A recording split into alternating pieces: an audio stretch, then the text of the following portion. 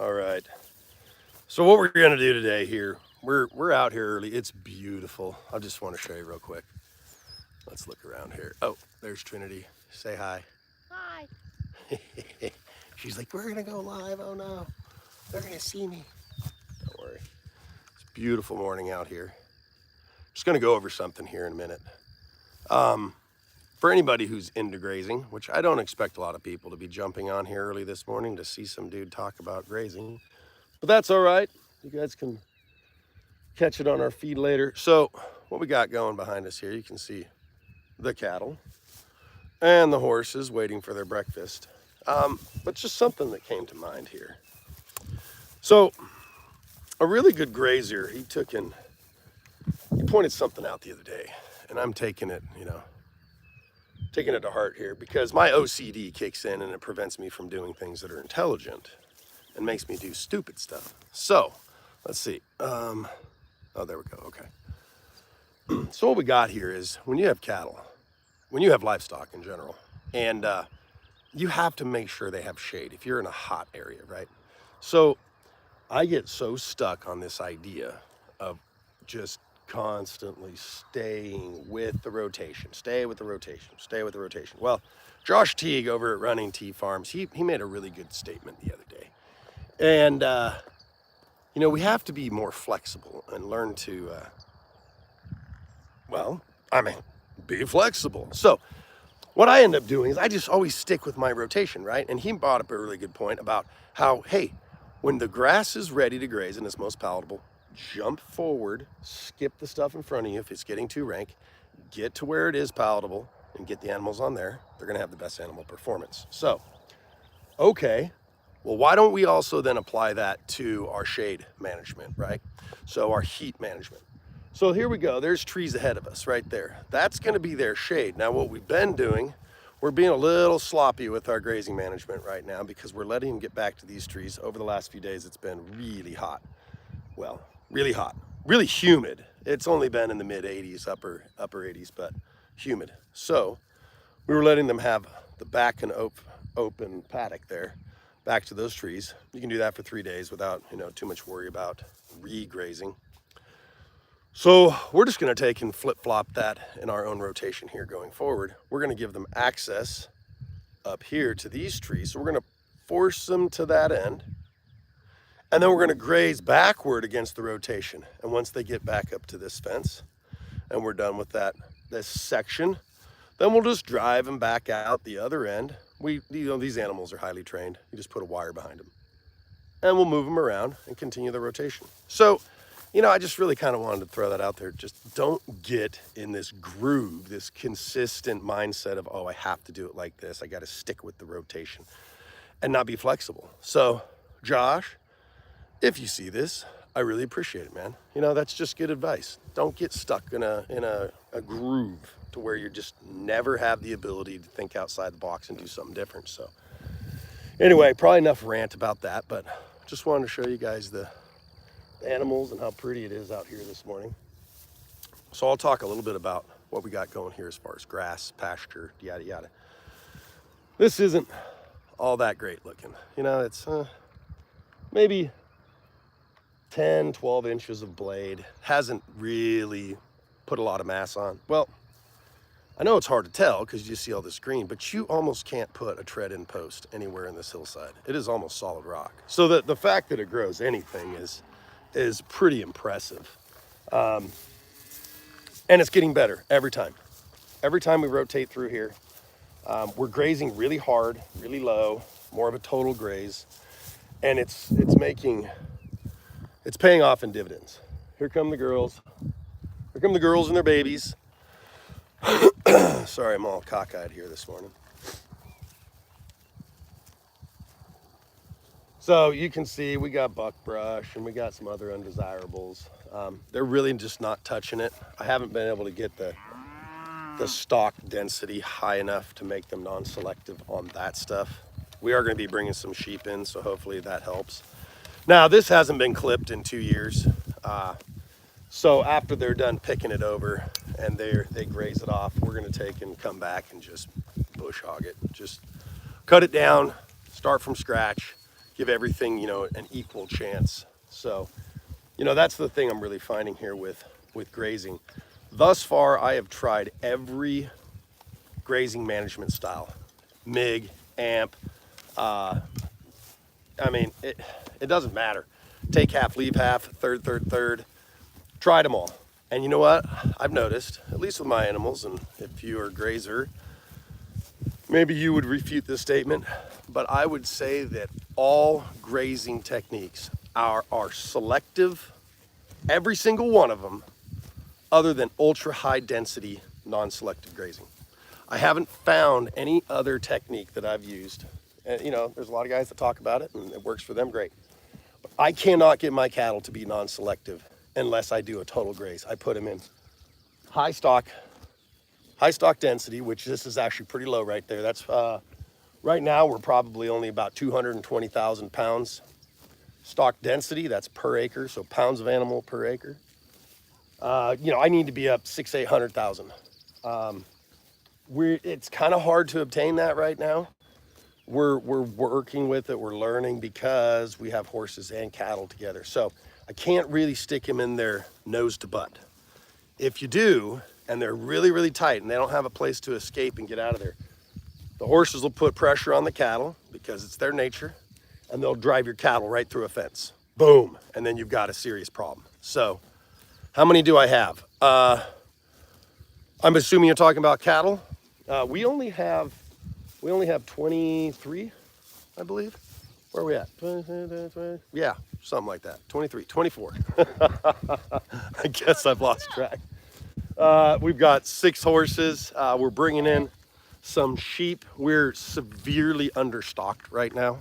So we bought this place and started to regenerate this land. It was really, really ran hard and severely degraded, massive erosion.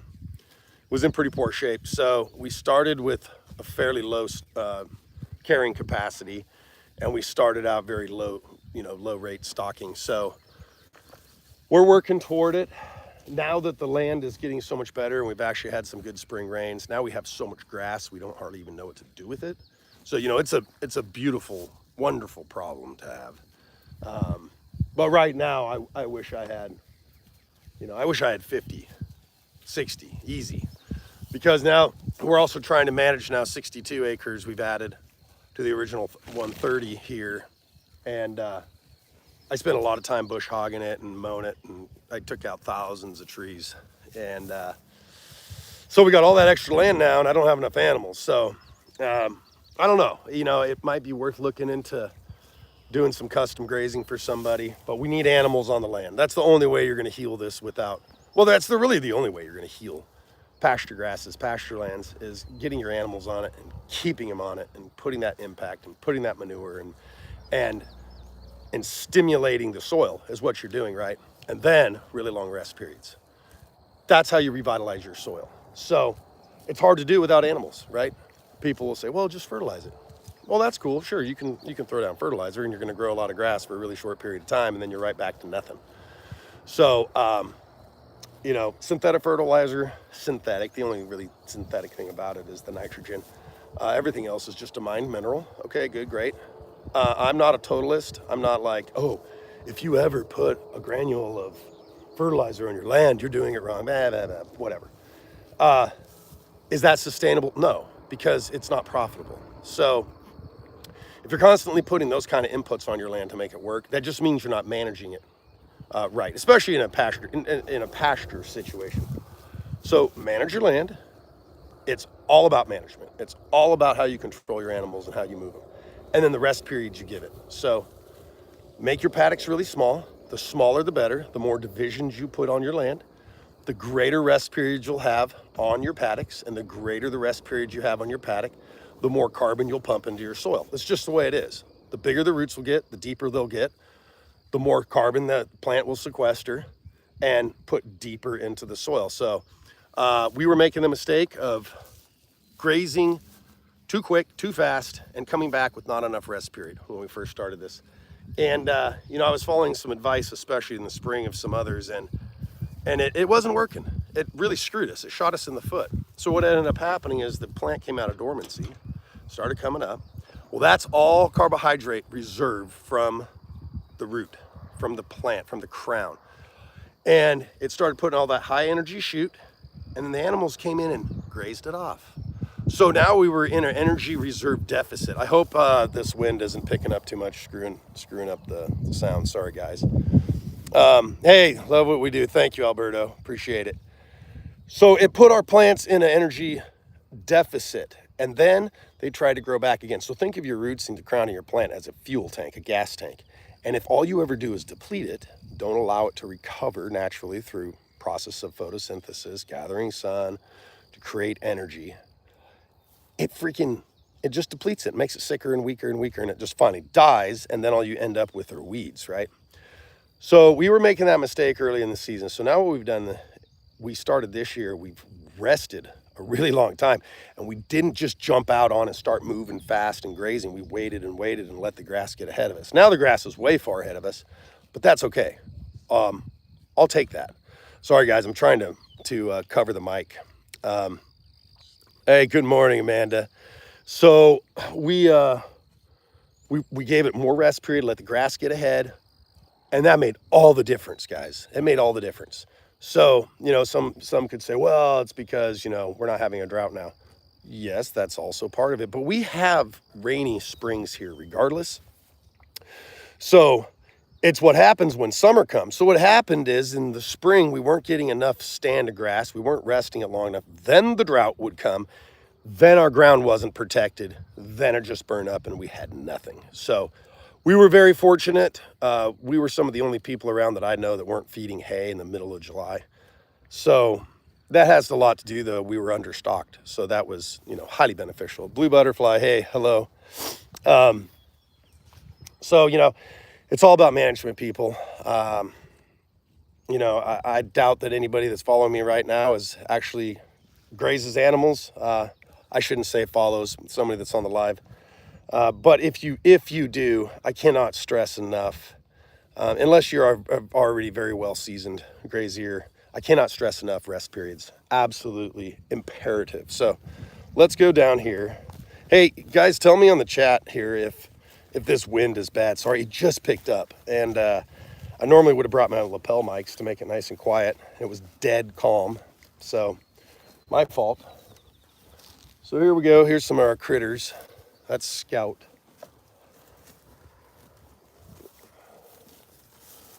There's Latigo. He's a good boy.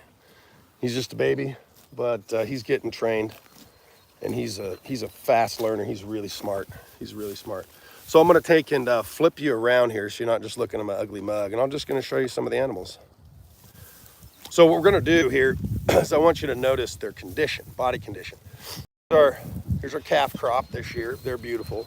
They really look good.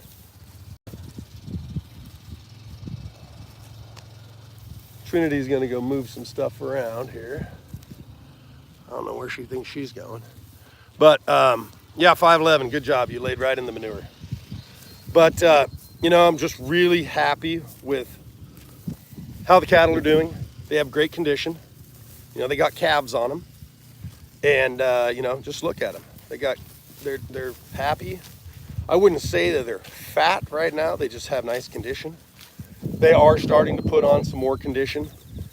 We let them get a little bit thin. Lots of eats for the animals. Yeah, it's doing pretty good. It's come a long way, folks. I mean, if I could right now in the live, you can see it's kind of brushy and ugly there. I would love to show you what this looked like before. It was rough. It was rough. So, and again, if you weren't on the live when I was saying, it's hard to put a stake, one of these step-in posts right there, just about anywhere on this hillside. It is so rocky. So the fact that we're growing anything on this hill is just remarkable, and it's very encouraging. Drooling at the scene, yeah, I'll tell you what, it's hard to beat. It's absolutely beautiful.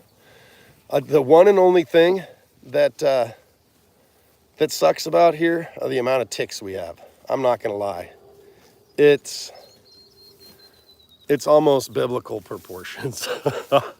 hence the name of the branch. I mean, it can be bad. Now, I'm standing out in the middle of the pasture grass here, you know, I probably won't pick too many up.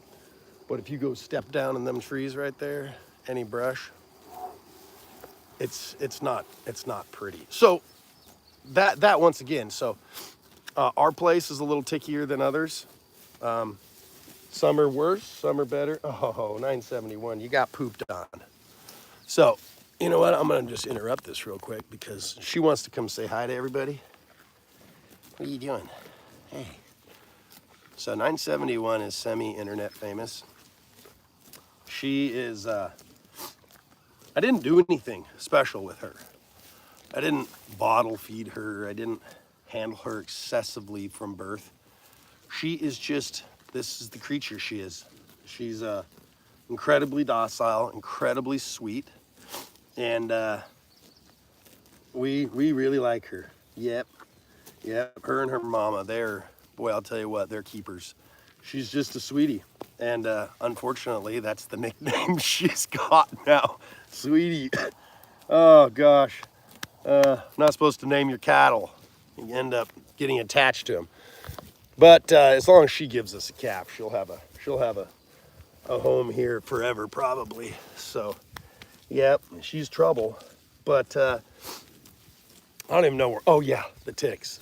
So that just tells me there is something wrong with the ecosystem. Something's out of balance. You know, if you have a lot of parasites, you have an overabundance of some sort of insect. Now, I used to work in the North Slope, which is above the Arctic Circle. And that place, probably historically since the beginning of time, I'm assuming, has more mosquitoes than oxygen molecules. It is absolutely disgusting up there. So I don't know what that's all about, but pretty much everywhere else I've found in nature, if you have an imbalance of some sort of critter or insect, or there's something wrong with your ecosystem. You're just out of balance. So we're really hoping through management practices we start seeing a reduction in ticks.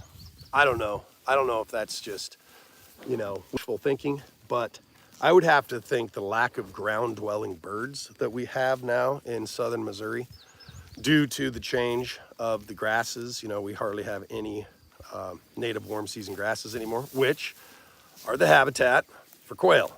So, you know, bobwhite quail, they'll eat thousands of ticks every day. So I haven't seen a single bobwhite quail since I've lived in Missouri. That's how scarce they are now. I've heard people say, oh, we got some quail here or there. Never. I can't find them. So I'm really praying that, again, through our management practices and habitat that we're improving and leaving, that we'll end up with some, and maybe that'll help. So, hey, Amanda, you can remember when it filmed The Poor Pasture? Oh yeah, hey, I appreciate it. We're, yes, possums are good tick eaters, blue butterfly. They are. We have them. I don't shoot them. They don't bother me.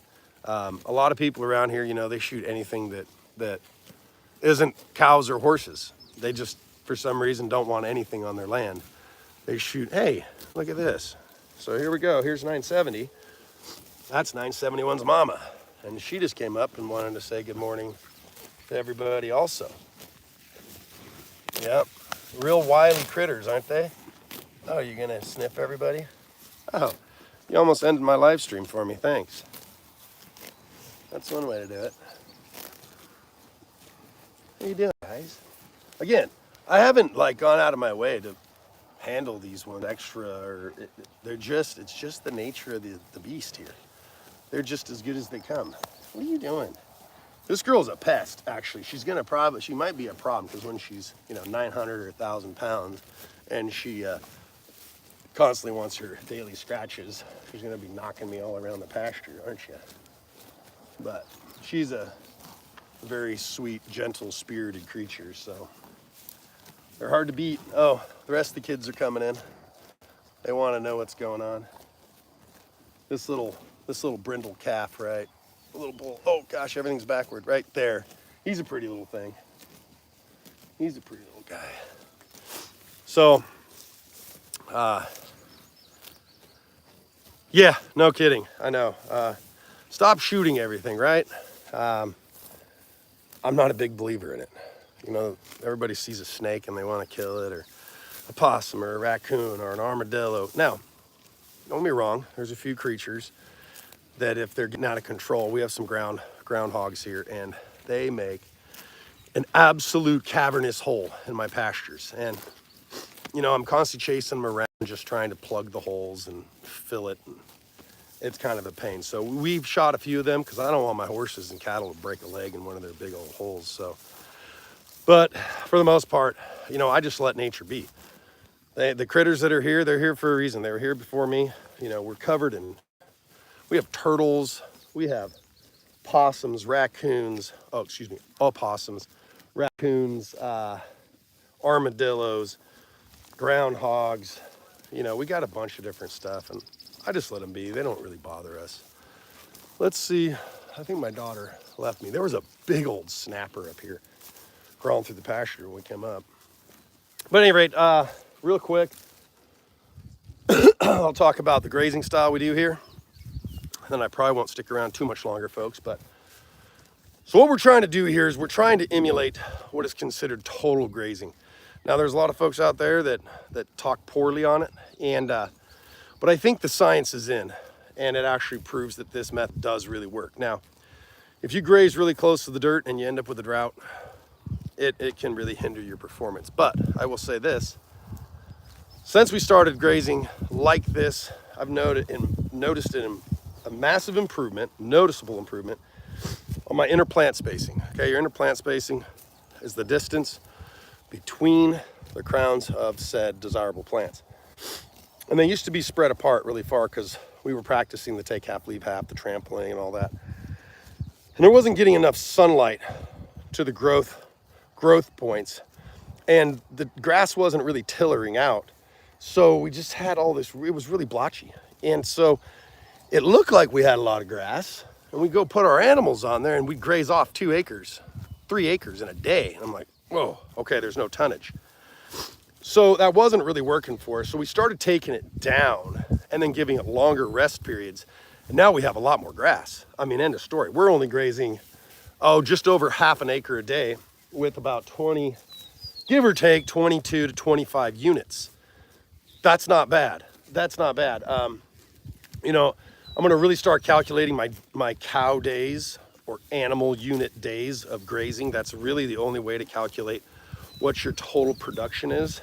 And I can tell you right now, it's about triple what it was last year already. So, you know, it's working. It's working. This is, I know to some, they would just scream, oh my gosh, that's overgrazed. That's not gonna work. Well, yeah, but this, you just used to see dirt. It was half dirt. Now let's look down. This is the true tale. You look out across the field, everybody looks like they can grow grass. When you're looking out like this and you see grass seed head, you're like, oh, wow, look at all that grass. That don't mean nothing. Get a drone and fly above that land. And you'll look down and all of a sudden you'll notice it doesn't look very green. You're seeing a lot of thatch and you're seeing a lot of dirt. So, you know, look down here. What do you see? Well, I'm pretty much just seeing grass. So it is working, and it's adding a lot of tonnage, a lot of yield to the ground that we have. So, you know, the old mentality was, and still is, if you want to run more animals, get more land. No. If you want to run more animals, make your land more productive, right? So if I can make my pastures 3 to 5 or 10 times more productive, that's like getting free land, folks. If land is $3,000 to $10,000 an acre, depending where you're at, agriculturally speaking, just make your land more efficient. You don't need to go spend tens of thousands of dollars per acre. You can spend $50, $20 an acre. Put some amendments on it, get the stuff going. It's really hard to practice regenerative agriculture if you don't already have grass to eat and trample and poop out.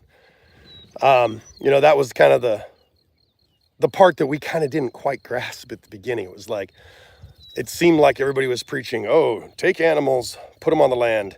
It's magic, and then you'll have grass everywhere. No, if you don't have something for them to eat so they can nutrient cycle, you got nothing. So do whatever you have to do in the very beginning to get forage growing, whether that means synthetic, evil fertilizer, lime, ag lime, pellet lime, chelated liquid lime, whatever you got to do, correct your pH, get something growing, and then you can start grazing.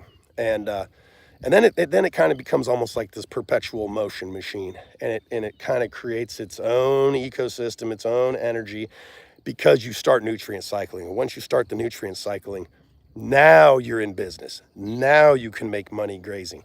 If you're buying fertilizer, let me rephrase. If you have to buy fertilizer, I'm not saying someone out there that goes and buys fertilizer and puts it on their field is not going to make money. I just don't think that that's a really wise financial decision to get yourself in that pattern. Now, we've put fertilizer on this farm. We had to do something. So I started experimenting because we had such a poor stand, and it helped. It helped. Is that something I'm going to do in the future? Absolutely not. Absolutely not. We don't need it now, right? Now we just need management. So that's what we're doing. And we're actually growing something. Grammy Sue, my grandparents took us walking in the pasture with the cattle when we were young. Yeah, I'll tell you what. Oh yeah, the cattle. You know, it's really dependent on your genetics, right? Some cattle are wild, and you'll never touch them. I don't care how much you handle them. We come from the West. You know, now we're in, I would consider the most northern portion of the South. We're right here on the Arkansas border. And almost all the cattle out west, they're wild as hell. I mean, you can't touch them. You get within hundreds of yards of them. Range cattle, let me mind you. And man, they're gone. They're beating feet. So it really depends on the genetics. It's also learned behaviors. The calves learn it from their mothers. If their mother is a wild ass bohemian, crazy cow, the progeny is going to be crazy too. So not just genetically speaking, but it's learned behaviors. It's just like humans, right? If you're a child that's unfortunate enough to grow up in a violent, mean, terrible household with crazy parents, you're going to probably grow up with some problems. Cattle, horses, they're all the same. It's learned traits, right? So we keep them calm. This is very low stress stockmanship that we practice here. I have stock dogs. I have one that was just right here and my daughter took off with her. And if I have to use her, which is almost never, I'll let her go. But she doesn't go run them around and make them crazy and jumping fences and biting them. And she just, with her presence, creates pressure and they'll move away from her. It's just kind of fun anyway. Do I need her? Absolutely not. I do not need a stock dog with these animals. They are just too mellow and too well behaved. So, low stress, folks. If you can keep the stress down. Sorry, I'm trying to block this wind here. If you can keep the stress down on your animals through low stress stockmanship, you're going to have happier, more productive animals. End of story. So that's what we practice here. We give them just little bits of new pasture several times a day, so it keeps our stocking density up. That's how you create more of a non-selective grazing environment. You can see we're doing a crappy job here. You can see that they're leaving some grass right there. They left some. So that was fairly selective. We're working on it. We're trying to get better. So what I do after, and it's not ideal, but because this needs it, it's brushy enough and I'm tired of looking at it. I come in and I'll mechanically clip, i.e. bush hog it, take everything down. So that way everything has an equal chance to fight back for survival the next go round. So you put the same amount of pressure on your brush as you do your saplings, as you do your thistles, as you do your grass, your forbs, your legumes. Everything gets a fair fighting chance. And when you do, you'll notice that your desirables, they will just flat come in and they will outcompete the non-desirables. Now, you hear me talk about selective grazing. Why is selective grazing so detrimental? Just for the exact opposite reason I just stated. What ends up happening is cattle, horses, ruminants in general, almost any herbivore, they're going to go, if you let a kid walk into, say, the grocery store and say, take whatever you want, what are they going to go for? Well, they're going to go to the candy aisle. And then they're going to go maybe to the pastry aisle. And then maybe they're going to go to, name it. The list goes on and on and on until pretty soon all that's left in the store are the vegetables, right? So kind of the same theory applies here. If you let them have too much selection in too great an area, what are they going to do first? They're going to eat the ice cream and candy. And then what ends up happening, they selectively graze that so hard and so frequent. As you come back the next go round in that paddock, exact same thing, because they took that plant all the way down, and as it's growing back, every bit of that blade of grass that it's growing is all now high protein, high bricks, very, very palatable, very tasty to them. And the stuff that they missed or didn't graze the prior time has now become higher in lignin, higher in fiber, less palatable, ranker, nastier, lower in protein, lower in everything. It's just junk, and they avoid it. So that's why you end up with pastures that are very spotty, folks. If you look around pastures, maybe you have a neighbor, or you've been through the country, and you see these big clumps of grasses that are like really mature and look like they've been there forever. Well, that's because they have. The animals will not graze those when they have an option to graze something else. So that is why we try and practice non-selective grazing. If you can take and get to where you're putting equal pressure on every plant in the sward, then everything comes back with the same opportunity and the same plant energy levels. That's super important. So everything comes back as candy, right? So that's what we're trying to practice here. That's what we're implementing. If you want to know more on the subject by someone who's a hell of a lot smarter than me and knows a lot more about it, go to Running T Farms. It's Josh Teague. I do not personally know the man whatsoever. I actually watch his stuff on YouTube. He has a very small following. I wish he had more because he knows his stuff, and I think he's doing a hell of a job. I believe he's over in North Carolina. He's running a whole lot more cattle than us. He's doing a whole heck of a lot better job than us. And he's just absolutely crushing it. So the grazing management technique that he is using is called the total graze or total grazing. And if I'm not mistaken, he went through the Total Grazing Academy. And that is put on by Jaime Elizondo or Jim Elizondo. He's a Mexican rancher. He's been doing this stuff for many, many years. It's a very controversial subject in the grazing world, his technique. But I'll tell you what, I'm seeing the benefits. And these guys I'm following, they're definitely seeing the benefits. And I mean so much that their carrying capacity of their land and their stocking rates are really high. We're talking like 365 days a year grazing around the calendar, no additional hay inputs, and they're getting close to 1 animal unit per acre. What does that mean? That means one 1,000-pound animal carried on 1 acre of land for an entire year without additional inputs.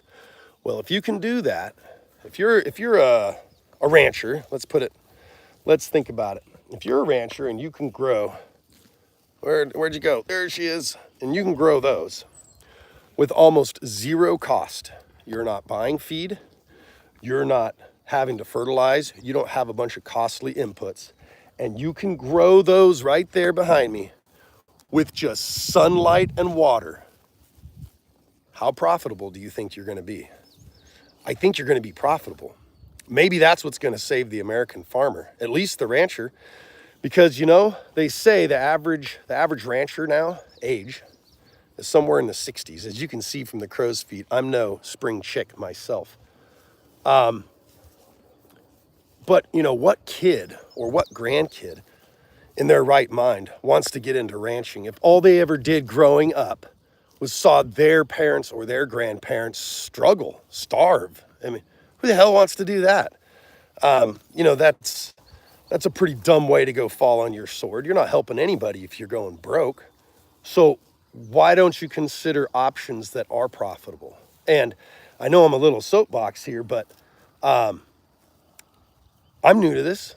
I don't know much about it. I consider myself a dummy when it comes to this. I consider I don't know anything about this. And that's why it's easy for me to learn stuff. I don't already have a bunch of preconceived ideas. I've tried all kinds of different stuff, and we've experimented, and I've grazed this way, I've grazed that way. Long rest periods, short rest periods, fertilizer, no fertilizer, spray, don't spray, because I don't believe anything anybody says anymore. I really don't. I feel like almost everybody this day and age has some agenda, or at least by human nature alone, they have a biased opinion. And it's just human nature. You know, I don't necessarily hold it against them, you know, unless they're evilly plotting, I'm going to mislead all these people for some sort of profitable gain, then you're a scumbag if you do that. But if you're just ill-informed and you're preaching from the rooftop something that's untrue because of biased opinion, well, that's a different matter. So that's why I just don't trust really anything that anybody says fully until I implement it and practice it. Once I start doing that, then I start seeing the truth, right? So I just keep my eyes open, and I'm always searching for something that's better. I feel like there's a lot of guys out there that are practicing certain aspects or grazing techniques, and they act like that's it. That's the creme de la creme. They've reached the pinnacle of grazing performance. And I feel like they've become closed-minded, and they're not even looking at it any other way. They're just like, this is it. This is the only way. The science is settled. Move on, nothing to see here. Well, you know, there's a lot of people I could think of in history that if they thought that way, we wouldn't be where we're at today as a society, you know. Maybe like, I don't know, the Wright brothers. I don't know. Maybe, I mean, you could even go as recent as, hey, how about Elon Musk? How far have we come because of him, because of his thinking outside the box? So that's kind of where I'm at. I know, like I said, I'm really preaching here, but I always feel like there is a better way, right? Just a handful of years ago, the science was settled on everything. Climate change, global warming, global cooling, you know, you name it. And it seems like every couple of years we're proving the old fad or idea wrong with a new idea. So anyway, just keep your eyes open, you know, and keep your head up and on a swivel and see what works, and try and implement new things. Am I going to say the exact grazing method I use here is going to work on your farm or your neighbors? No, I'm not arrogant enough to think that. But as a general idea, long rest periods, maybe not, taking more of the plant closer to the ground. Yeah, I think some of those principles are universal no matter where you're at in the world. Now, rest periods, that's highly dependent upon your brittleness factor, your average annual rainfall, your ambient temperatures, your latitude. I mean, there's a lot of stuff that goes into it, right? But as a whole, you know, give back to your land and it'll keep giving to you. If all you ever do is take from it, what are you doing? You're nutrient mining. So if you hay, and I'm not going to sit here and bag and say everybody that hays, oh, you're an evil destroyer of the planet, because, you know, there's a lot of people I hear talk like that. And that's some pretty arrogant stuff coming out of their mouth, considering that they buy hay and feed it to their animals. Oh, okay, so let's outlaw haying. And if your grazing methods or system requires you feeding hay, and you think that guys that hay are part of the problem, or they are the problem, well, then you're part of the problem. You're contributing. I mean, geez. So maybe you need to look a little further. Maybe you need to look at your grazing management, and maybe you need to figure out how you can hay your own land and nutrient cycle right back on that same paddock. If you need hay to get through the winter, which a lot of folks do, because I don't care how good your grazing management is, if you have 2 feet of snow hit the ground, you're screwed, right? So you got to be able to have hay for emergency situations. But if it's part of your staple program to where, are you liking that boot? She's trying to eat right now. What are you doing, you weirdo? If that's how you're managing, you plan on feeding hay every winter, I don't know. Maybe you need to look at it different. I guess you can call me stupid. I heard that used the other day in a video. People who do it that way are stupid. I don't know. That's a pretty bold statement. I feel like there's always something to be learned by everybody, you know. I like a lot of opinions. I like to listen to a lot of different folks, and then I extrapolate the little bits I like from each of those and try and implement them, you know? So, hey, who's there? Pet the horse. Oh, I can do that. Who is that? What's up, Uncle? Okay, let's pet the horse. Here we go. Now you can see we're actually live. That's Leo. Hey, Leo, you're finally shedding out, brother. You're looking good. We think he was a little bit parasite-y. Again, parasites in animals, two things. It's, I say again, I haven't even talked about that in this session. I do on others, I harp on it. It's a matter of two things. Parasite resistance in your herd comes from genetics, yes, but also it is a matter of function and form of management. Management. You can take animals that aren't very parasite resistant and you can keep parasites out of them by management alone. So, how do you do that? Well, move them. Don't let them sit there standing in their own feces for weeks or months on end, because that just completes the parasite cycle, right? The egg is excreted through their stool onto the ground. Pupa larvae gets then reconsumed, goes in. It continues to populate their gut. They end up with so many parasites that they can't handle the load. Anybody who will say that they have parasite-free animals or a herd without parasites is full of crap. That's you, me, every other freaking mammal, animal, you name it. Pretty much all the animal world has got parasites of some kind in them. It's a matter of how well that animal can manage the load of parasites it has. So let's just say that girl right there can handle 10,000 internal parasites. That's her threshold, that's her limit. At 10,000, she starts faltering. Below 10,000, she thrives, she does great, she does fine. She has 11,000, she starts dying on me, right? So what do we do as graziers, as managers? Well, let's get her moving. Let's take and break that parasite cycle. Will she be parasite free? No. But can we take and let her ingest less parasites by giving greater rest periods? Possibly letting more sun deeper down into the sward of grass that we all know kills parasites. Sorry guys, the wind's picking up again. So, maybe that would be a really good management practice. This is just me talking out my butt now, but if you're leaving half of your grass or a third and you're trampling a third and eating a third, and you always have that big thatch, really thick mat, is that beneficial for moisture retention? Absolutely. I'm not going to argue with that whatsoever. But is that getting sunlight down in there to also help sterilize the pathogens? I don't know. These are all things we're testing. These are all things we're working on. Sorry you got to go clean your stupid house. We'll hopefully see you on the next one, Blue Butterfly. Thoughts on average Pennsylvania resident? Not really sure.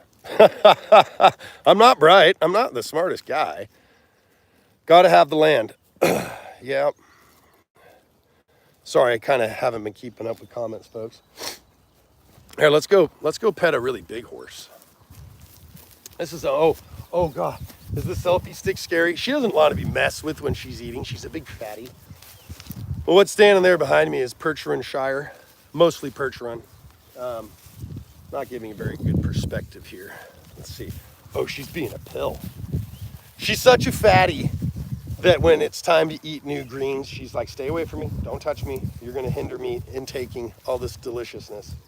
But what you're looking at there is about 17 and a half hands and 2,200 pounds, 2,100 pounds. She's a big old girl. Here, she'll let me get close to her. She's like scared of the selfie stick. Okay, so for perspective, I'm 6'5" and about 250, 60 pounds. She's not a small creature. So she consumes a lot of grass. You didn't move out of the way. Look at that, whack. So we caught that. As you can see, she doesn't like being messed with when it's time to eat. So that was very nice of you, Ona, to kick him very lightly, because you would have killed him dead if she would have kicked him double barrel hard. She's just, sorry, I'm a little under the weather. I just keep hacking my guts out. There you go. There's her next to a normal horse. Normal horse, ginorma horse. Normal horse, yeah, she's ridiculous. I love my draft horses though, even though she's being a snot right now. She's normally really a sweetheart. Oh, they're gonna get into it. Here we go. Some antics. So here's the nursery. All the little calves. Everybody's doing great. They're gaining really well. I got a couple of bull calves in here that I think they might be keepers. I'll tell you.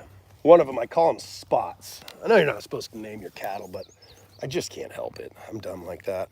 Here, let's flip around. Let's see if we can find him. Where are you, buddy? No, that's not you. That's 803's calf. Pretty little bull calf. Where'd you go, spotty calf? We're hunting for him. It's like an Easter egg hunt. This girl, she's just beautiful. I mean, she's almost disgustingly fat. I love it. It's amazing. Ooh, zoomies. 36's calf right there. That's 36-1. Where's Spotty Bull? Where you at, buddy? Oh, I think I see him. Oh yeah, he's whining and dining his very much older new girlfriend. So let's go look at this. Let's talk about that. This is a good subject. So what do we got here? We have about a 10-week-old bull calf right here.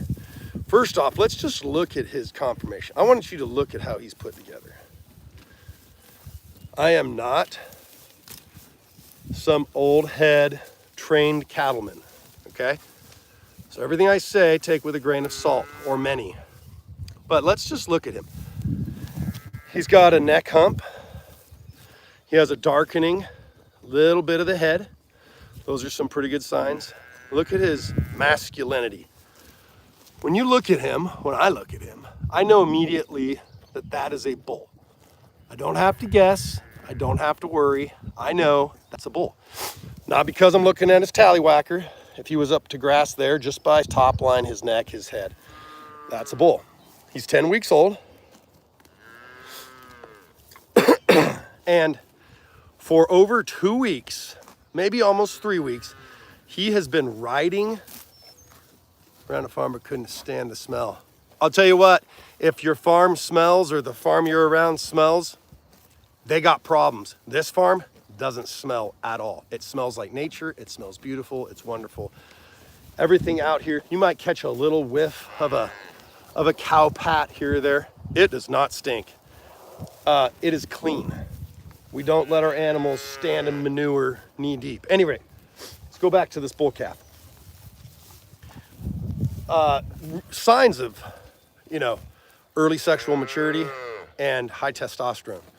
High testosterone bulls, higher and more testosterone they have, the more masculine they are, the more feminine the cows or heifers they will produce for you. So it's just a matter of really high hormonal balance, right? So there's something else we look for in cattle. A lot of these girls are holding hair right now still. They're just shedding off. They're a little bit hairier than I'd like. But what you'll see are these stripes, these lines horizontally on the side, right on their rib cage. And they call them happy lines. And basically, it just shows that they have really good hormonal balance in their body. There's a bunch of science behind it, and I'm no scientist, so I won't get into it. Sound like an idiot. But you look for them, right? Our bull, he's got more than, almost any animal I've seen. It's crazy. He's just striped all over with them. So good hormone balance, good endocrine function. It just means they're firing on all cylinders, right? So, but yeah, this bull calf, that's the stuff I'm looking at when I'm trying to select possible keepers. What we're looking for is early sexual maturity, and we want we basically are going to cull selectively over the years, basically just for fertility. So if you cull with that program about breeding back, body condition, so you can't have high fertility with poor body condition. So you have to have inherent body condition. That is what we stress here. So with inherent body condition comes all those things like a balanced rumen, a balanced body in general, whether it be hormonal balance, high relative feed intake. All these things all lead back to inherent body condition, which gives you high fertility. High fertility gives you animals that will breed at a younger age, and they will give you more calves on average over their lifetime than than the opposite. So I believe in the commercial cattle world right now, I think the average age for a cow is like 7. They're so messed up. There's the management and the way they're handled and run has just got their system so messed up. They're pumping them so full of all kinds of crap, high stress environments. They're just not productive animals. I know guys that have them on a personal level. They have cows that are over 20 years old, and they've been given a calf by that cow every single year since it was 2 years old, like clockwork. Does that sound like a highly stressed animal? Does that sound like good inherent possible condition because that animal's able to breed back every single year? Yeah, I think so. That's a damn good animal. That's what we want. We don't want these big old giant breed faster. It means that they come back and they cycle. So what ends up happening is a cow goes through its gestational period and then births a calf. The calf hits the ground. That takes roughly, it's just under 10 months. Okay, so now your animal, to be able to breed back inside that same year and be on that same breeding cycle. So say every May you get a calf from that cow. That girl has to be ready to breed back and have a baby in her belly before the 12-month mark comes around. Okay, so that means that they have to be ready to breed back in 60 days or less. Well, if they don't have the proper body condition because they don't have a high enough relative feed intake, they don't convert grass to fat and muscle as well as others, they're not going to have the body condition to breed back. You have to have enough body fat for an animal, a female, to have the high enough estrogen levels to be able to cycle again, right? Estrous cycle, right? In cows, it's like a period. If they can't cycle back in time, they're going to miss that cycle, that breeding session, and then you end up with what's called an open cow. An open cow is a cow that doesn't have a baby in her. She missed the breeding cycle. So very few people, now some do, but very few people put a bull in with their cows and just leave them in there year round, okay? They have a breeding season. So then they bring a bull in and they put the bull in the herd, and what it's called exposing your cattle, your cows, your females to this bull. And they're only going to be in there for a certain period of time. And if that cow doesn't get bred by that bull, she's gone. If you've got an operation that you cull for that, she's done. So she goes to the meat market. She's sold from your farm. She turns into hamburger. So you have to have an animal that can take and have the proper body condition, i.e. fat content, to have high enough estrogen levels to cycle back, to get bred, to stay on that cycle, to continue having a job on your farm. And that's the cycle of breeding cattle. So we need to breed for inherent body condition. That girl right behind me, let me back over here, is unbelievable. If I could get 100 more just like her, I'd be a happy, happy man. I mean, that girl right there stays fat on air. I am not kidding. It just doesn't matter. She just has great condition. And the crazy thing is she, to my knowledge, she's actually all English breed. She's Red Angus Hereford. Red Angus Hereford, you know, she's not even the almighty South Pole or any of these other so-called very grass-specific genetics. Every once in a while, just about any breed, you'll have an anomaly like that. Maybe not your really large frame. See, she's still a small frame. She probably only goes about a 3, but she goes also probably 1,400 plus pounds. So she's got a small skeleton, and she's got a big old body on her. A lot of gut, a lot of rumen, a lot of fat. She's just an outstanding, superb animal. Like I said, I wish I could get 100 more just like her. She's slick. She's slicker than my 3/4 South Poles. My 3/4 South Poles, most of these things are hairy little bastards. It's ticking me off. But I knew that getting them. I knew they were going to have more hair on them because the breeder I got them from, he bred specifically to take the Senepal traits out of them because he wanted more hair. He's northern Missouri. There's, on his farm, I guess he can't hardly put 2 trees together, right? So he doesn't have windbreaks. He doesn't have protection for him in the winter. It's windy, it's colder, longer winter, all that. So he wanted more hair on his animals. Well, I was in no financial position just to run out and go spend 100 grand on South Pole, you know, purebreds that slick out. So I had to go the more economical route. So I went with these 3/4. They were much more affordable. And then I took and spent my money on a bull, a purebred. I shouldn't say purebred, a pureblood South Pole bull. And he's fantastic. He's beautiful. He is slick. He is slick as fresh cow pie. He's beautiful. He's very masculine. He's doing all the stuff we want him to do. He went 11 for 11. He hit every girl, got them all bred in the time frame. Excellent bull. And he's given us beautiful calves. So what we're doing is it's called breeding up. We are introducing the genetics into the herd that we want to see expressed. And so we will, as the years go forward, we will continue to select the traits we want and keep those genetics in the herd. I am highly interested in Moshona genetics. If anybody knows about them, they're a kind of a newer breed to the United States, not well known. It's something that Johann Zeitzman and Jaime Elizondo, they both promote heavily, along others. Running T, he loves his Moshona genetics.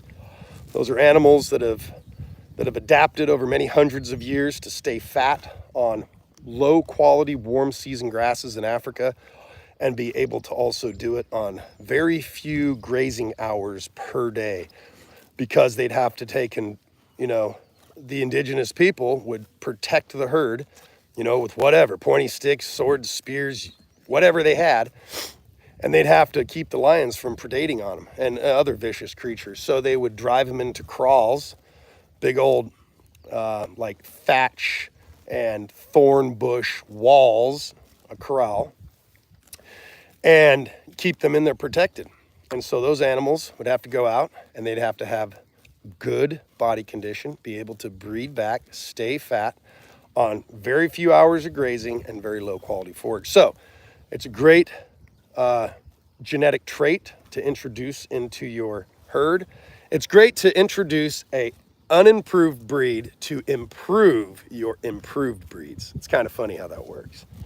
So yeah, I mean, I could sit here and just, if you punch the cow, I don't know I'm gonna punch a cow. She might punch me back. So I'm not that desperate for a subscription. No, these are all super good animals. As you can see, they're not freaking out, running around, bawling their head off. You know, they're happy. They're content. All right, hey Justin, thanks for stopping by. Let's see. Let me back up here, folks. I've been running my neck so much I haven't even been looking at the comments. Sorry about that. Oh, thanks about the beautiful heifers. I appreciate that. Yeah, we got some great cattle in here.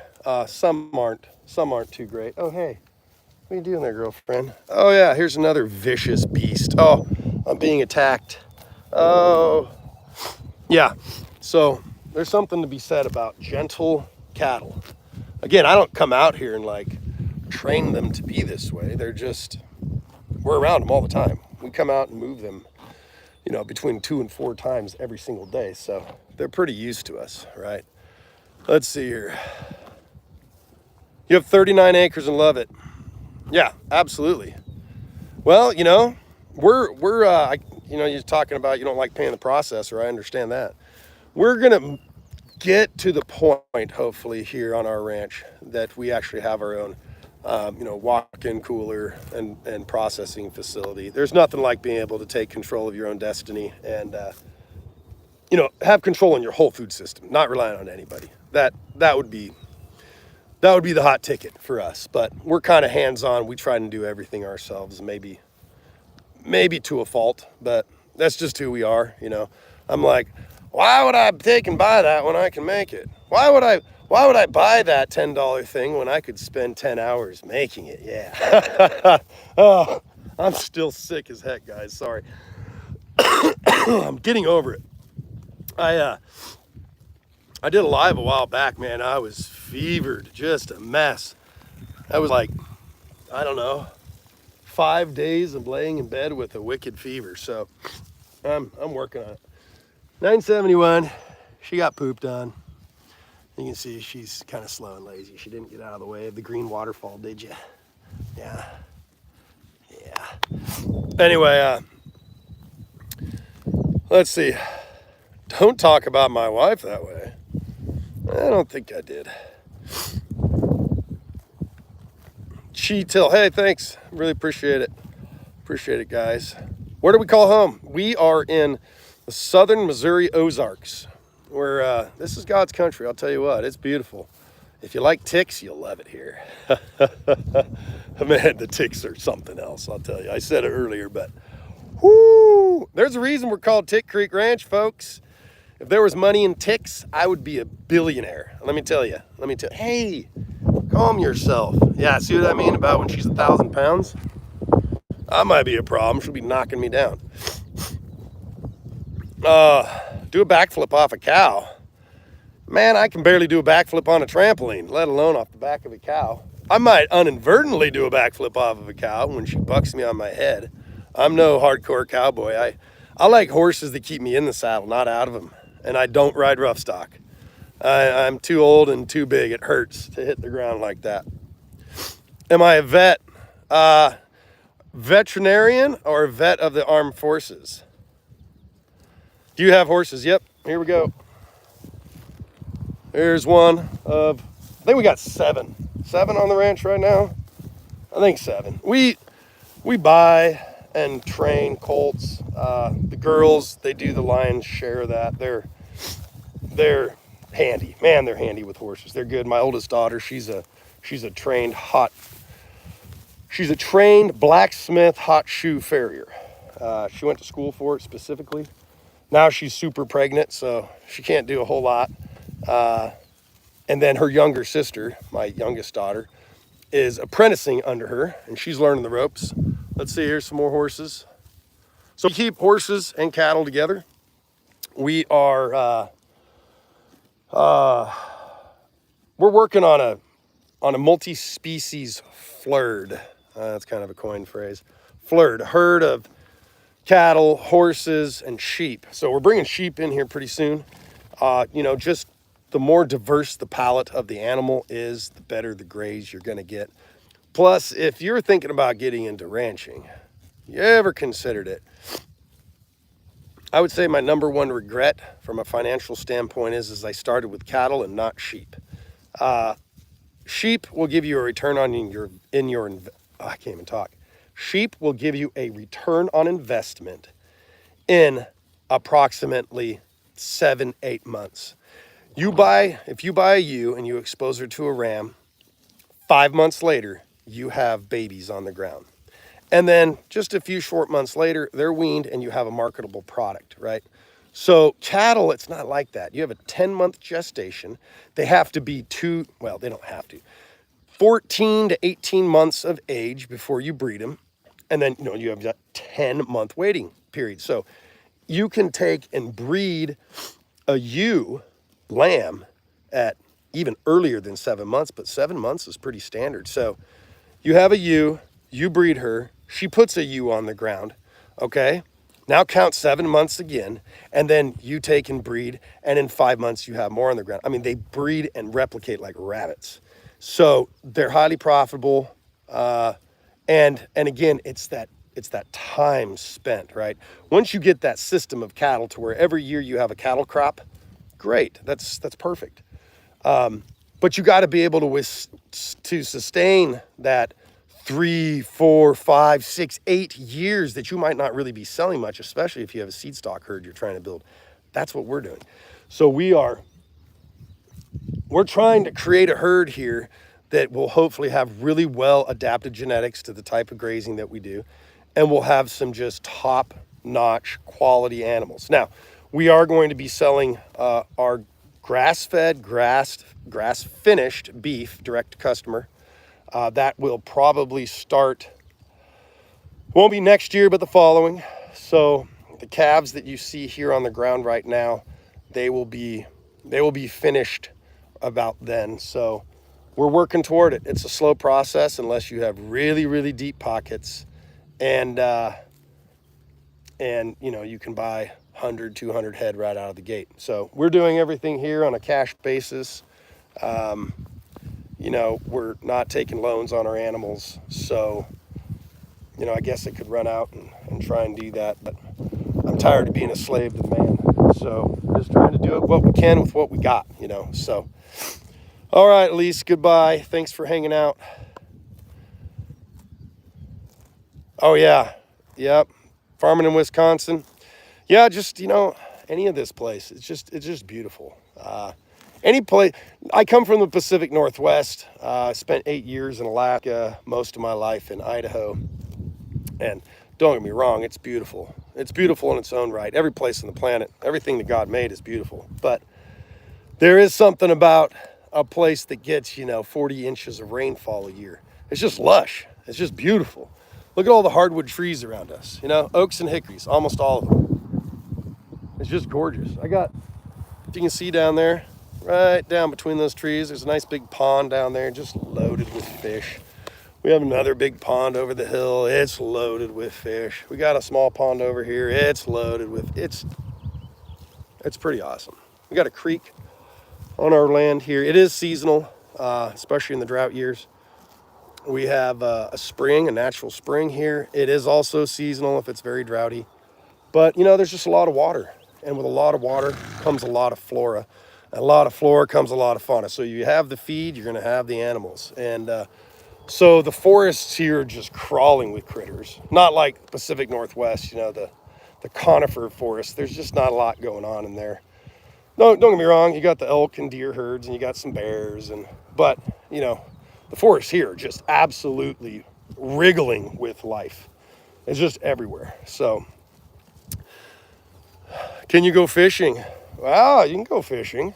Absolutely. There's a lot of fish.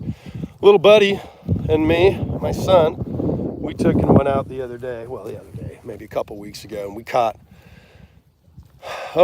93 in 2 of our ponds in a matter of a couple hours. So when it's hot, boy, it's hot. Just a bare hook. They were taking bare hooks that he was throwing in. It's quite comical. So anyway, we are, yeah, you hunt? Yeah. Oh yeah, we hunt. Absolutely. I didn't do much this year. My son, he did. He got a few. You know, I just keep finding myself so busy I can't seem to get out. But we have deer here in our land for sure. I try not to really hunt and kill animals off my own land. I just really like the wildlife. If someone's willing to let me come hunt theirs, I'd rather go there anyway. It's kind of weird. I don't know, hunting in my backyard. I'm just not used to it, I guess, especially coming from the Pacific Northwest, where normally you drive, you know, hours to go find a place to hunt and then battle all the out-of-staters. So it's pretty awesome when you live in a place that has so much private land and people will just let you go hunt, right? So, all right. Well, I think we're gonna have to get out of here, aren't we there, girlfriend? I think breakfast is served. You guys got your breakfast and I don't have mine yet. So, old 971, boy, I'll tell you what, she's a problem. All right, folks. Hey, we'll come back at you here. here pretty soon. And yes, we eat deer, lots of it. Moose, caribou, mule deer, whitetail, you name it. It's all excellent forage. Food. Yes, it is. It's outstanding. But I'll tell you what, this grass-fed beef that we grow here is pretty freaking outstanding. You know, it's not like I'm some amazing cattleman. I'm just following others that know how to do this stuff and kind of practice. What are you doing? Oh, you're a pest. All right, guys. Hey, thanks, and we'll see you guys soon. See you on another one. Have a blessed day, everybody. Thanks from Tick Creek Ranch.